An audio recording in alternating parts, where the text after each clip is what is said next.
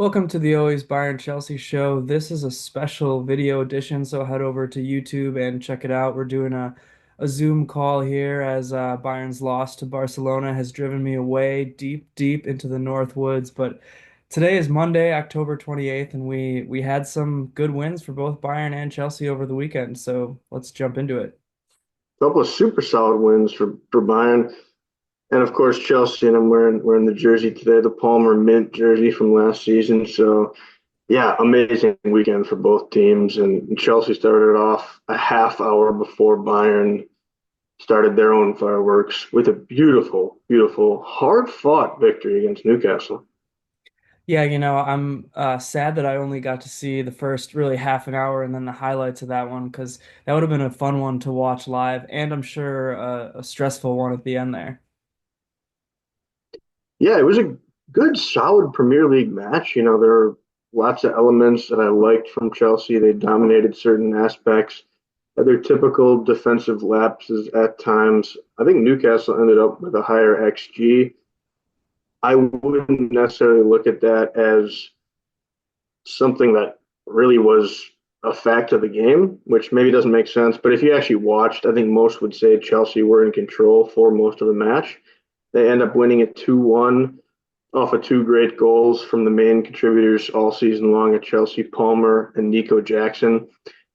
And quite frankly, the midfield dominated Newcastle, and that's kind of what drove Chelsea to that great victory.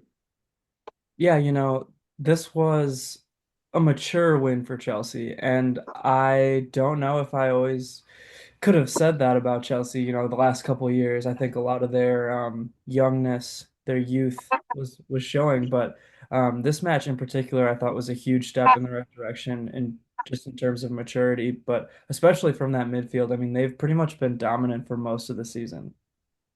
Yeah, maturity is a good way to put it.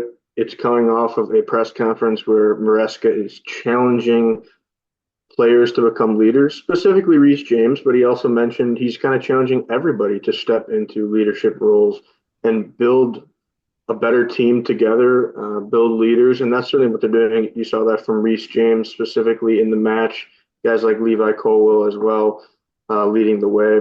And starting with the lineup, Maresca did make a change from last weekend in the lineup, putting Reece James at left back, Gusto at right back, which I thought was very interesting and ended up being a great call because Reece was able to really command the defensive line, made multiple clearances, blocks, had a great day defensively, and Gusto kind of could go back to what he was used to on that right side. So besides that, everything else was basically the same through the midfield and the defensive line. Lavia getting the start again over Enzo. Only change up top was that we saw Pedro Neto at left wing over Jadon Sancho. Great move by Maresca again there because his pace really was the difference in the match. Newcastle could not keep up with him. He was amazing in attack going forward.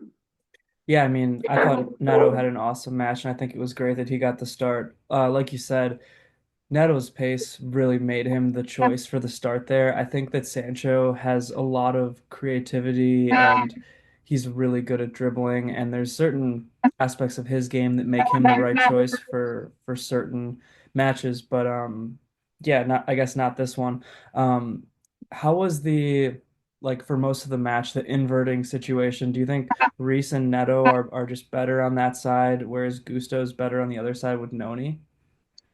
Tough to say. I mean, I think it works on a match by match basis. That left side was the strong side on the day against Newcastle by far. I thought Noni had a really off day, and I think he's going to be in danger for the Premier League lineup starting 11 in losing his spot to somebody, whether it's a Neto going to the right wing or whatever the case may be, even putting a Palmer there and Nkunku in the 10, which I'd still love to see. We'll get to that later maybe, but yeah, that side with Gusto, Madueke just wasn't as strong. I think they weren't putrid, but Gusto just hasn't been himself this year, which I think we've talked about a little bit. And James and Neto were just very solid on the day. Reese at times played some passes that reminded me of when Enzo plays in that deep midfield role on that left side. and then he has the entire field in front of him to play those long passes, whether it's to a left winger or all the way across. Multiple times in this match, specifically in the first half, Reece was bounding balls to Nico or Neto or people up top, which I thought was interesting. And that's what I think he can provide on that left side at the left back role, where he maybe can't as much if he's in the right back spot or inverting over there. So that's an interesting wrinkle. What I think is just great is Maresca showing he can adapt, be flexible, make all these different lineups and changes, and most of them have been effective. Yeah, I think just as a coach in general, that flexibility, that adaptation is a huge, huge asset to have. Um, and then I also think that it's important to, while you make these different, man selections in the lineup, it's also important to carry that identity over. And I think just even watching the Conference League matches with Chelsea, you can see that there's still some sort of underlying Maresca identity just throughout the entire roster, both rosters. That's been a huge, huge part of their season so far. It's been shocking how well that identity has been able to shine through, seeing that they've only been learning under Maresca for, 2 to 3 months at this point. And right now, this stretch of the year, between yesterday's game, Sunday, I guess, when this comes out, and Wednesday's game, both against Newcastle, you're really going to see that identity tested because let's say Newcastle put out the same lineup as they did Sunday, or basically the same because they're not as deep as Chelsea, and Chelsea go to their 11 that they've been using in the Conference League, you'll see two different lineups against that same Newcastle squad. And yes, you have one home, one away match, but that's where you'll be able to see if they play the same way and have success. Watch out to every other team. That would put every team on notice, in my opinion, because that's a coaching masterpiece if that happens. Yeah, and I mean it shows depth in the team, but it also would show the ceiling for this type of a team would be almost unlimited if that's truly the case. And speaking of unlimited potential, Cole, Jermaine, Palmer, the guy's insane. When we talk through this game, the guy gets a goal in the fourth minute, gets waved off, similar to Kane against Barcelona. His toe, I don't even know what it was because later when Isak scored for Newcastle, I think he was less onside than Palmer, but somehow Palmer's gets waved off. A beautiful through ball from Nico to Palmer, slots it in. Fine. They take it away. We can't have everything. But Cole says, all right, you don't want me to score. Fine. I'm just going to be deep in the midfield, turn, be barely even looking at my opponents and teammates, have a worldly pass from an angle that nobody can even make this pass, gets through two defenders, Livramento and Schär, I think, on Newcastle, finds its way with perfect pace to Pedro Neto, who escapes from the defender, puts it on a platter for Nico, and Chelsea are up 1-0. Is there anything left I can even say about Cole? Because that display was insane. Yeah, I mean that find in particular, that I mean that's just world class. The ball that Palmer had, and then yeah, I mean to Neto too, to his credit, and obviously Jackson to finish it off. But the key thing to think about in that goal was Palmer's initial ball. And again, I don't want to discredit Neto or even Jackson, but great assist too. Yeah, the pace of Neto there is what made that play effective as well. Worldly pass from Palmer, but if it's a Sancho there, that play is not working. And Yep. that's nothing against Sancho, but he doesn't have the pace of Neto. Only Mudryk really has the pace that Neto has. And Nico, you could look at it that as a simple finish, but maybe last year he's not putting that away, and you still have to take what's given to you by Neto, with a perfect pass there. So that was great. As I mentioned in that first half, the midfield was looking pretty solid. Lavia and Caicedo together are just locked in right now, and Enzo is not going to be in that starting 11. Whether you agree or disagree, if you're listening, watching, I just think Lavia right now with Caicedo, they're so consistent, so strong, and Lavia is going to be rested a lot. He's never playing two matches in a week, so as long as that's the case, he's going to be fresh and ready to go. Yeah, and I mean, if you think about the Chelsea squad from last year, it was injury after injury after injury. So, you can look at it, I guess, one of two ways. One way, maybe you are going to need Enzo in the starting lineup if somebody unfortunately were to get injured. But the other way you can look at that is there's such a less likelihood for that amount of injuries just because of the depth of the squad and because they're playing, not playing two matches in a row or two matches in a week. So, I mean, yeah, it's just another plus for this Chelsea squad. Yeah, as long as Enzo Maresca can keep guys like Enzo Lavia, Caicedo, even the Casadets, and the Santos once he comes back from loan. We'll talk about him maybe in a later pod because he's lighting up League One. But it's going to be interesting to see if all these guys can remain happy with their roles. To manage that, it'll be tough for Maresca, but we'll see. I will say the one part in the game where the midfield did get sliced a tad was Newcastle's goal. Later on in the first half, Lavia gets beaten by, I think it was Bruno Guimaraes in the midfield.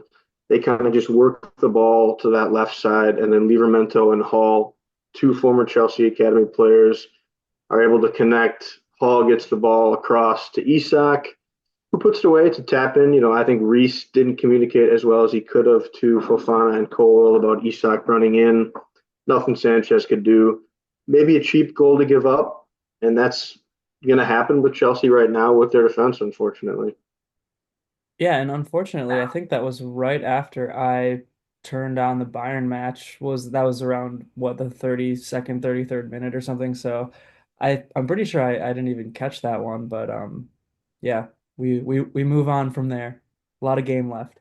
Yeah, literally a minute after you had turned it off. So whether we're blaming it on you or not remains to be seen. But you know, we talk about the defense. Interesting day from them. Fofana was maybe one of his worst matches. Sanchez, I don't want to go too hard, but his distribution is the poorest in the league right now.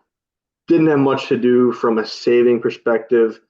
Guys like James and Colwell did step up with clearances and blocks. Kind of a mixed bag, and that's what Chelsea's been a lot on the season. What I do like is that they fought hard. It was a grind out match, and they come out in the second half and put a second goal on the board right away, which is so key. And second halves have been huge for Chelsea. I don't know what it is, what Maresca does at halftime, but it's awesome the way he's able to, whether it's changing a little bit of tactic or just motivating them to play really well. And Palmer gets that second goal early on there. Yeah, and that's huge. It's huge from a coach to be able to make those adjustments at halftime because, you can plan and practice and train and have all the tactics in the world, but if you can't make adjustments mid-match, you're gonna struggle mightily, especially in the Premier League against a solid team like Newcastle. But yeah, that second goal was awesome by Palmer, who just continues to shine. Yeah, and it was created by kind of gaining possession back in Newcastle's half. And I think Lavia is the one who ends up poking it to Palmer. And then he pretty much takes it all the way down. Fabian Schär for Newcastle does a really poor job of not getting far enough to his right if you're defending looking at Palmer, leaving that space where he can go near post. And it kind of looks like Nick Pope should save it the way it's scored, but it's really because his defender is leaving him with all that space. And when Palmer slots it in perfectly, you can't really do much if you're Pope there. Yeah, I mean, if you give Palmer that amount of space, he's gonna score 9 times out of 10. Um, and yeah, just the slicing and dicing in the way that Palmer is able to make movement. He's creating the space. I mean, this goal in particular, I think there was just too much space left, like you said, but some of that's also Palmer creating the space. So, he's just so deadly accurate with his shooting when he has that amount of space. And at that point, it's like, yeah, that's going to be a goal. 100%. Palmer's a guy that is just tough to stop ultimately. Eddie Howe said it after the match. He's just a problem right now, and the Premier League is recognizing that. And as far as the rest of the match, Chelsea were able to grind it out. As I mentioned, multiple blocks, clearances. They did make four subs. Mudryk came on for Madueke, which was a good sub, putting Neto over onto the right wing. Enzo replaces Lavia. I think they're just being cautious with Lavia throughout this season, and Enzo's a great replacement as a midfielder at that point in the game. Cucurella comes on for Gusto, throwing Reese over to the right-hand side where he's so comfortable. And then Cristo comes on for Nico. I think that's a sub you're going to make basically every match unless there's something weird going on. But Cristo actually drew what was originally ruled a penalty in the box off of a really nice run. He's kind of on the left side, tries to cut it back into the middle, and then would take a shot. Kind of got tugged down a little bit, but they basically ruled that it wasn't enough. I probably agree. I think live, you just don't call it a pen, and then there's no issue. It was kind of crazy that they did overturn it, considering what Chelsea had happened to them in the Liverpool match, not getting a pen. Jadon Sancho on Trent Alexander-Arnold, I think it was. But yeah, refereeing is always going to be a big topic, and I'm not going to once again get into it. And overall, the subs, we're fine. Nothing crazy. Mudryk had a shot that he probably should score, but was a nice save. Yeah, I mean, that was I wish I would have, like I said, I wish I would have been able to see the end of that match live, but I'm gonna just keep coming back to the word maturity because that was just a mature end and a mature finish from Chelsea. I think last year's Chelsea team doesn't hold on to that 2-1 lead for the rest of the match. I think they concede and it probably ends 2-2. 1,000% they end that game 2-2. I actually hit a draw bet at halftime. I also had a full-time draw bet, and it was almost like a win-win for me because I wanted Chelsea to win. But if they would have drew, I would have gotten it. But great to see him hold on. Reese makes a beautiful save, heading the ball over the post in what ended up being the second last action of the game. Newcastle get a corner right after that, but awesome to see how fired up he was. Ends up on the ground. Colwell picks him up. He's hugging them. They're going nuts. I mean, this team, they have each other's backs. They're growing together. Youngest team ever in the Premier League. Haven't had a guy play a match that's under 28 or something, which has never happened. I mean, that's absurd how young they are. They're going to dominate the Prem for the next 10 years. I mean, they're just building something so special. I don't want to get too emotional here, but they really are, and it's so exciting to watch. They're just a great team right now, and it's fun. It's fun. They're a super fun team right now, and you're right, they're going to continue to be a fun team, with all this young, youthful, exciting, electric talent. And yeah, that clearance from Reese at the end there, I mean, that was just amazing. That was like a diving, pretty much, yeah, just lay your life on the line, lay your body on the line clearance. And I mean, what a way to end it. Brilliant way to end it. A neutral watching that probably would have thought it was a brilliant game as well. Awards, I'm not going to go too in depth here. I've basically highlighted all the players I think were great. Palmer, James, Neto, the top three on the day for me. Colwell, maybe the best defender outside of Reese. And that pass, Palmer to Neto, I just want to highlight one more time, whether it's the moment of the match, the moment of the week, the month, the year. I mean, that pass you don't see very often. You really don't. To put this in perspective, his body is basically facing, if you can picture the corner flag toward his goal, where they'd be defending, you're facing back that way. And then Neto's starting to leak out where your left wing is. And you somehow whip the ball while your body's facing that opposite direction and curl it perfectly between two defenders from the opponent. So try to picture that if you're watching and listening, because it can't be done, and yet it was done. I mean, I think that just highlights why you should be watching if you're only listening right now, because you just had some beautiful hand movements and gesticulations to show, you just can't get that if you're an audio only listener at this point. So, yeah, pull it up on the YouTube channel. Obviously, don't forget to subscribe. I forgot to say that at the top, but who cares? Maybe you already are. I'm good with Palmer for man of the match. I gave Robin to Neto, and like you said, defense I gave to James, and then I think Caicedo was a good one to highlight as well, just because we talked about it. That midfield is the glue of this team right now, and continues to look hot and share great chemistry. You could give Caicedo an award to every single match this year, and that's probably underrating. You know, it would be underrating, but he's been underrated, I guess is my point, because he doesn't make all the highlight reel plays. He's more of a defensive midfielder, so that's going to be the case. But he's been, as I've said many times, the most consistent player outside of Cole Palmer. So agree with you on that.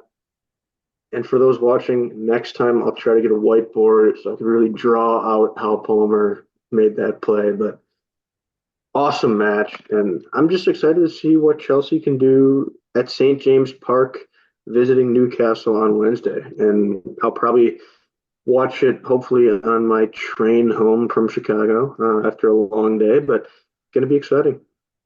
Yeah, that's definitely going to be a fun one, and Bayern's got another midweek match as well, playing Mainz in the Pokal. So, do we want to take a step back and look at Bayern's match over the weekend against Bochum?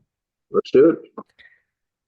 Okay, so Bayern, yeah, traveled to Bochum over the weekend, home of Leon Goretzka. I will start off, I guess, by saying that. Um, and yeah, so a little bit of background. Bochum is a bottom of the table team, in my opinion, one of three worst teams in the Bundesliga. So Bayern was looking for a big win, especially after the disappointing Champions League Barcelona match. And the lineup was relatively similar with maybe one or two changes. So Neuer was the keeper, Davies left back, Kim and Upa in the middle, and then Conrad Leimer at right back. I had predicted that Rafa Guerreiro was going to get a rest here, and I think it was good. He didn't have his best performance in the Champions League. Again, not a natural right back, so there's that. Polina in the midfield alongside Joshua Kimmich, and then Serge Gnabry got a rest on the left wing. Kingsley Coman started this one. Jamal Musiala was back and healthy at the 10. Michael Olise, the right wing, and Harry Kane up top. Yeah, and that's a strong lineup for Bayern, as they should have put out a strong one after a tough match against Barcelona. Even facing a lesser opponent in the Bundesliga, you want to start to build that momentum back, and that's exactly what they did. Yeah, so in the beginning of the match, I do want to mention there was a scary moment. It was probably around the 8th minute or so. Kim was just positioned too high up, and he let, I forget who it was, but one of Bochum's attackers just run right past him. The pass sailed right over Kim's head, and it was a situation where Neuer kind of ran out and I think got a touch on the shot, which actually allowed Kim to use his pace and get back, sliding into the goal, basically clearing that one at the very, very last second. So, again, we've talked about it a lot. The positioning of the defense, specifically the center backs, and honestly, more often than not, it's been Kim, continues to be an issue. And then I'll highlight it because it was a very good move to just get back and save it after the mistake he made. Yeah, I ended up seeing that play later. I think they were showing it at halftime or something. So I was thinking it was later in the match. And I saw it from the perspective of just seeing the tail end, Kim making that save, and then Hmm. later went back and realized that he was part of the mistake. But even so, you make a mistake, at least you do have the wherewithal to go chase it back down and not allow the goal to happen. Yeah, so then the first goal came in the 16th minute. Um, Michael Olise took a free kick just beautifully. Kane was taken down as he was shooting, basically American football tackled, which was maybe a good decision because Kane shooting from the distance he was shooting at oftentimes ends up in a goal. And yeah, Bochum just played that whole match really recklessly and aggressively because honestly, what else are you going to do when you're playing Bayern? They're a lot worse of a team. So I think they tried to rattle Bayern right away. But anyways, that all accumulated with Olise taking a free kick, just lofted right over the wall, put right in a place where the keeper couldn't save it. Brilliant free kick, and you go over the wall, as you said, you're never saving that. So good choice by Elisa and puts it away. Yeah, and then the second goal happened in the 26th minute. Jamal Musiala actually had a header from another set piece, which Kimmich took. And it looked to me like Kimmich and Olise were almost like talking as to who's going to take the kick. Bochum expected Olise to take it, and then Kimmich took it quickly, which I'm sure was all a plan. I'm sure they meant to create that distraction. And yeah, then Kimmich basically lofted the ball right to Musiala, who almost never scores headers. So that was just awesome that he got a header. And again, it's just great to have him back in the lineup. Cheeky little header too by him. I was very impressed with the way he was able to get that in the goal. Yeah, and just overall, it's great to see Bayern scoring off of set pieces. That's not really one of their strengths. And adding somebody like Olise, you have to hope and think helps with that. So yeah, I mean it's good to see that. And then, the rest of the first half, Bayern had a few more chances. They weren't extremely clinical with their finishing. Things were a little bit sloppy. First half, you can't complain about being up 2-0, but it wasn't really the best half Bayern played, and I don't think it was really the type of performance they were looking for. Yeah, the first half I didn't catch as much, just as Chelsea were playing a little bit during that stretch. But I was kind of seeing the score line, and it seemed like, as you mentioned, they probably could have and probably wanted more, especially coming off a tough loss. So not ideal, maybe, but you're still up 2-0, like you said, and it is an away match, so you just never know sometimes when you're playing on the road. Yeah, and then the 57th minute came my moment of the match, which was Harry Kane scoring a goal assisted by Jamal Musiala, who just really cooked the defense on that assist there. He probably dribbled past three or four people like Musiala could do and just laid a great ball to Kane, and then Kane had a great, finishing shot like Kane does, just deadly in those situations. He's not going to miss that. So at that point, it was 3-0, 57th minute. And like I said, that was my moment of the match. At that point, things seemed like Bayern was kind of closing the door. And it was my moment of the match as well because at this point I'm closely watching, knowing that I have a bet for Bayern to win by at least 3 goals. So I need that third desperately.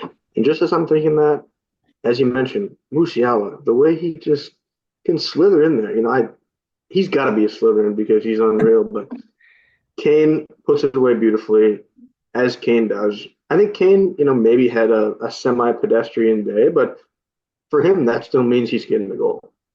Yeah, the first half, Kane wasn't involved very much at all. And yeah, you definitely, you know, a guy like that you need, and I'm sure he wants to be and feels like he needs to be more involved in the match. So really the whole attack in the first half I didn't think was great, but getting Kane on the board there was great.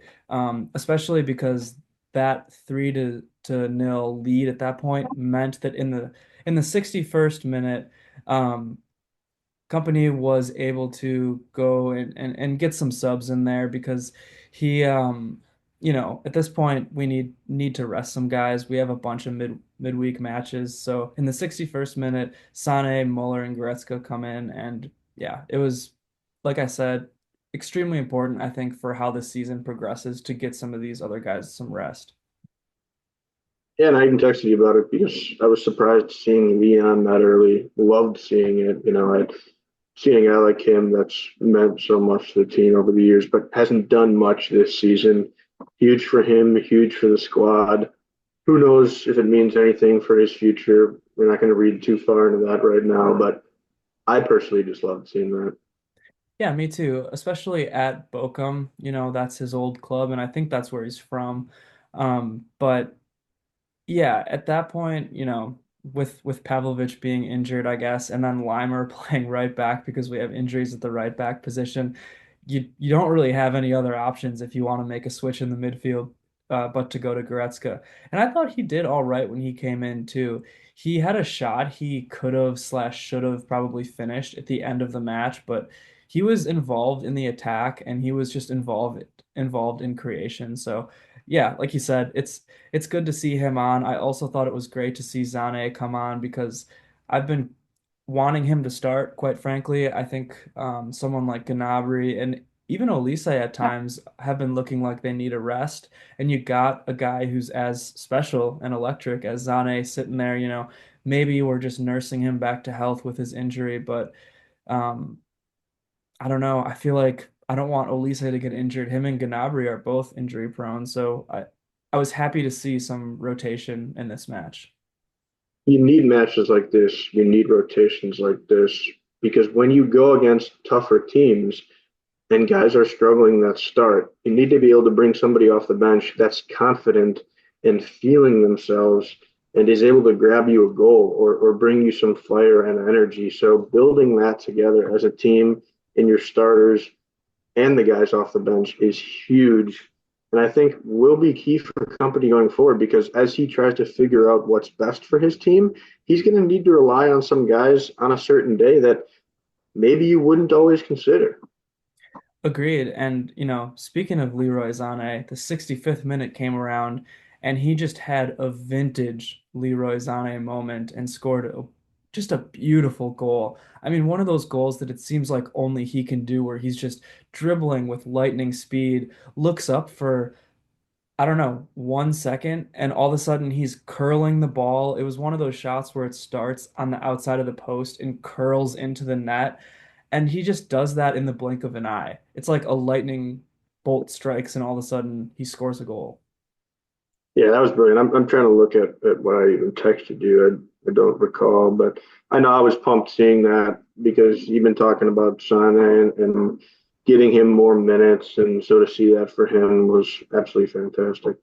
Yeah, I think you sent me a beautiful audio message, honestly, with some chants going on there. But anyways, the match continues on. The 69th minute, you had Tell come in for Kane, which was good. Tell is a guy who, man, it's been a disappointing year for him. I've needed to see him more on the pitch, and I've needed to see him do more like I thought he could, and like I still think he can when he gets those minutes.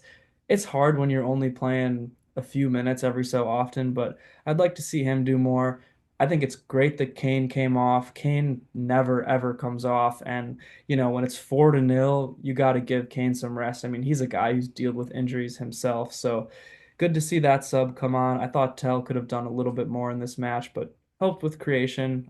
Had a good shot at one point, but didn't put it away. I think the keeper saved it, and then in the 71st minute, Kingsley Coman, who had had a quiet game up to that point, tried to outdo Sane with the goal of the match and just put a screamer in with an assist, I will mention, from Alphonso Davies. So that was awesome to see. It was great to see Coman get going because I've needed to see that. Ring, ring, ring. Oh, who's that calling? Oh, the Saudis? Oh, you want Coman? He just scored a brilliant goal. Okay, that's what the Bayern directors are probably thinking because tell you what, when he's scoring, it's either great for Bayern, as I've said, or it's great for the pocketbooks of Bayern. Hey, I mean, we'll take it at this point. We've got a little bit of an overflow at that winger position, as we've been saying. But yeah, the 78th minute, Eric Dyer came on. Didn't look great, honestly. I mean, he's not somebody who can play center back in this company system, unfortunately. He just doesn't have the pace for it. He's a great communicator and a great leader, but just doesn't fit in this system. So that's kind of how the match ended, a 5-0 victory for Bayern. And, there were some low points in the match for sure, but we'll take a 5-0 victory any day of the week, even against Bochum. You'll always take that. There's always talk about not having the perfect win. So much talk today for those that follow American football about the Green Bay Packers barely squeaking by with a win. You take a win. It's a tough league, whether it's a Bundesliga or the NFL, whatever league it is. You take wins all the time and ask questions later. Yeah, so I'll just run through my match awards here. There was a million guys you could have given these awards to or shouted out, but take your pick of the bunch. I'll give the man of the match to Musiala. I certainly thought he had the best match. My Robin, somebody I haven't talked about very much this episode yet, but Alphonso Davies, just a great, great match by Davies again. If you look at his stats, he helps that left side of the pitch with Coman so much, and just Honestly, Coman plays wider than Davies most of the time. Like Davies is just in the center of the pitch with Musiala and contributing to the attack. It's awesome to see. Underrated fire. I had to give it to Sane. We kind of talked about it, but man, good to see him back with that goal. My defender, I gave to Upa because I already talked about Davies. I thought Upa had a pretty solid match. Yeah, all this praise for Davies from you is great to hear. I'd say there's another call from Real Madrid or something coming, but they're too busy protesting Vinny Jr. not getting the Ballon d'Or. So Yeah, I might just refuse to talk about the Ballon d'Or on this program, but we'll see. I don't want to give it too much credit, for what it is. Maybe we'll talk about it more in another episode. But I also wanted to shout out Muller because he came on and looked all right too. Talked about Goretzka. I think Kimmich had a great match. I think Polina had a great match as well. So, not enough awards basically for a match like this. and let's not forget, there's one other man that even if he didn't have to do a lot, he still gets a clean sheet. Manuel Neuer, well done. There we go. Also, Michael Olise. I look at this lineup and I'm like, oh, I guess all these guys kind of had a good match. But we'll hope that carries over into this week. We got Mainz in the DFB Pokal on Wednesday. I'm going to race home from the woods and try to catch that one in real time. But we'll see what happens. And yeah, we'll of course give you a recap of these midweek matches as well. I will note as well, because you mentioned Olise there, I saw his stats thus far are pretty much identical to Palmer's through the amount of games they've played. I think they both have like one has 7 goals, one has six. They both have 5 or 6 assists. So that was interesting to see because they're kind of similar left-footed. Palmer plays a little more centrally, but just was interesting to note. So well done to both those guys. Awesome. Well, don't forget to like and subscribe, of course, on the YouTube channel. Check us out on Twitter. We'll be doing our whole coverage. Check us out on TikTok, Spotify, Apple, everywhere you can, because we got a lot more good stuff coming. And I think with that, I will send us off. Mia san mia. Up the Chelsea.